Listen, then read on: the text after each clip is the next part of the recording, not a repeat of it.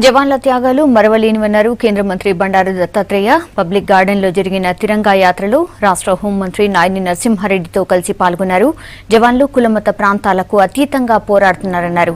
దేశ రక్షణ కోసం ప్రాణ త్యాగాలు చేసిన అమరవీరులను గుర్తు చేసుకునేందుకే కేంద్రం తిరంగా యాత్ర చేపట్టిందన్నారు దత్తాత్రేయ.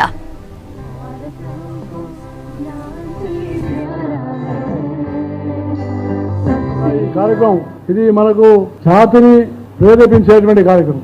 ఎందుకంటే ఇక్కడ కూర్చున్నటువంటి జవాన్లు ఎవరుతున్నారో వాళ్ళ యొక్క డ్రెస్ చూసిన వెంటనే మన దేశమంతా మన దేహమంతా కూడా దేశభక్తితో పులరికమవుతుందని నేను మీకు హృదయపూర్వకంగానే మనం చేస్తున్నాను. అంటే ఒక జవాన్ చూస్తే మనకు కులము, మతము, భాష, ప్రాంతము అన్ని మర్చిపోయి దేశాన్ని గుర్తు చేసేటువంటిది ఒకటి వీర జవాన్, రెండవది తిరంగా జెండా. భారత ప్రధానమంత్రి శ్రీ నరేంద్ర మోడీ గారు వారు ఈ కార్యక్రమాన్ని ప్రజల్లోకి తీసుకెళ్లాలి.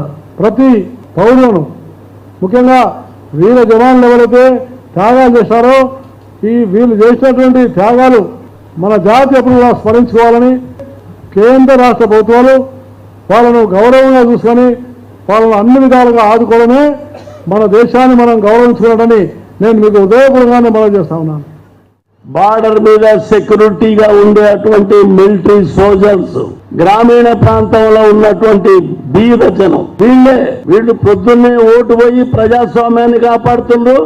ఆడ వచ్చిన స్వాతంత్రాన్ని బార్డర్ మీద మిలిటరీ సోల్జర్స్ కాపాడుతున్నారు.